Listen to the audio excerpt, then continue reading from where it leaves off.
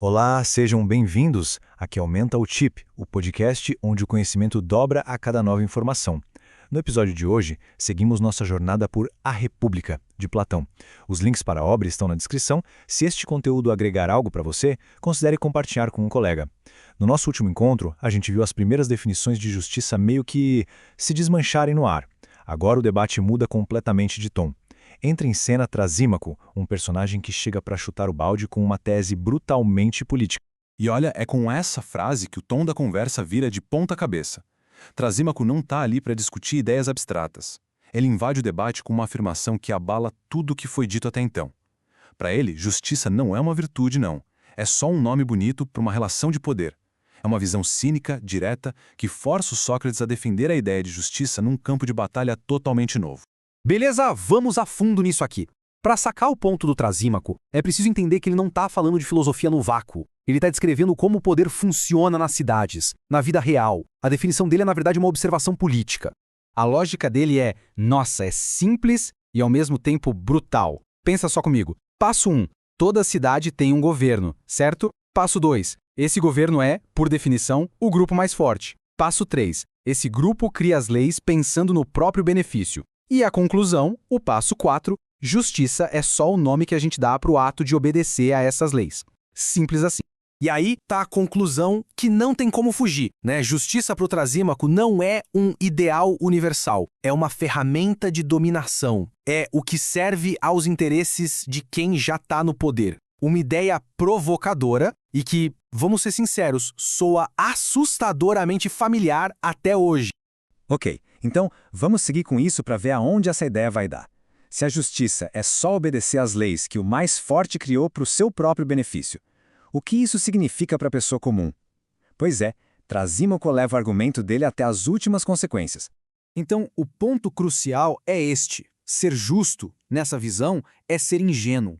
É jogar um jogo que não é seu, seguir regras que beneficiam outra pessoa. A pessoa justa, que obedece, está sempre em desvantagem, enquanto o governante, o mais forte, só acumula vantagens. E o argumento não para na teoria política, não.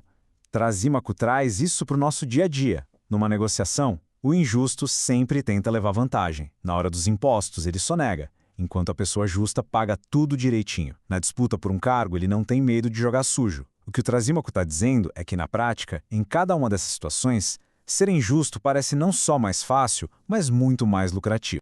E é exatamente aqui que Platão joga na mesa a pergunta central que vai guiar todo o resto da obra. Diante de um argumento tão forte, tão pragmático, como é que se defende a justiça? Se ser injusto parece trazer mais benefícios, por que alguém escolheria o caminho da justiça? A provocação de Trasímaco eleva o nível do debate para outro patamar. Mas agora é a vez do Sócrates. E ele não vai para a briga, não. Ele vai usar a própria lógica do Trasímaco contra ele mesmo. A primeira refutação é sutil, mas é demolidora. O Sócrates começa com uma pergunta que parece até boba, quase ingênua. Os governantes, os tais mais fortes, eles podem cometer erros? Trasímaco, como um bom realista, é forçado a admitir que sim, claro que podem, afinal são humanos. E é nesse ponto que a arapuca do Sócrates se fecha. Se um governante pode errar, ele pode criar uma lei que sem querer vai prejudicá-lo. Mas espera aí, se justiça é obedecer à lei, como o próprio Trasímaco disse, então o cidadão justo, ao obedecer essa lei errada, estaria, na verdade, prejudicando o mais forte. A definição do Trasímaco entra em colapso. Justiça não pode ser, ao mesmo tempo, obedecer à lei e ser a vantagem do mais forte. As duas ideias simplesmente não fecham a conta.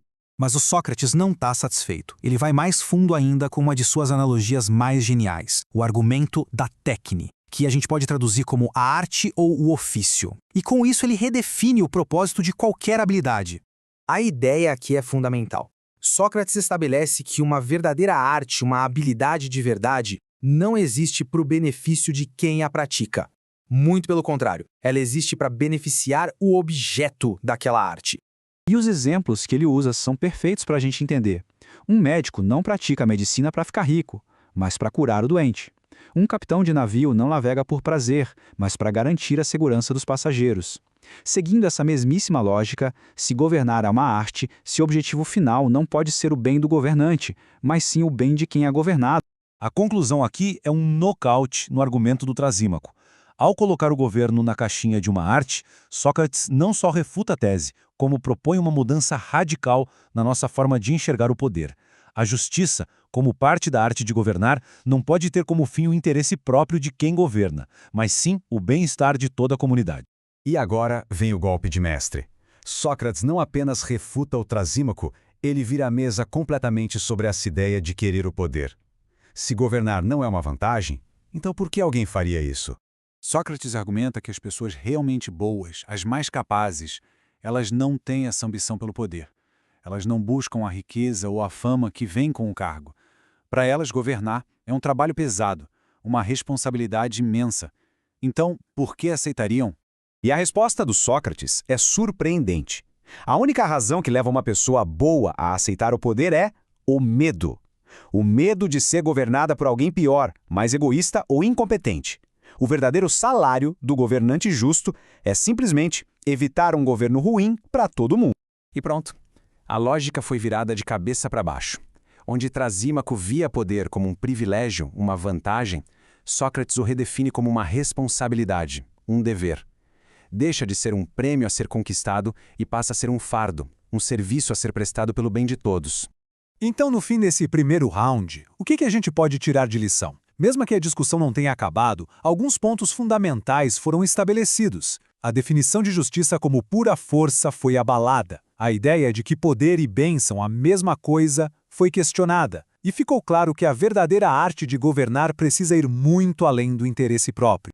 Mas nem pensem que o Trasímaco jogou a toalha. A batalha está só começando. Na nossa próxima análise, ele vai deixar de lado a definição de justiça e partir para um ataque ainda mais provocador, argumentando que a pessoa injusta não é só mais rica ou poderosa, ela é fundamentalmente mais feliz.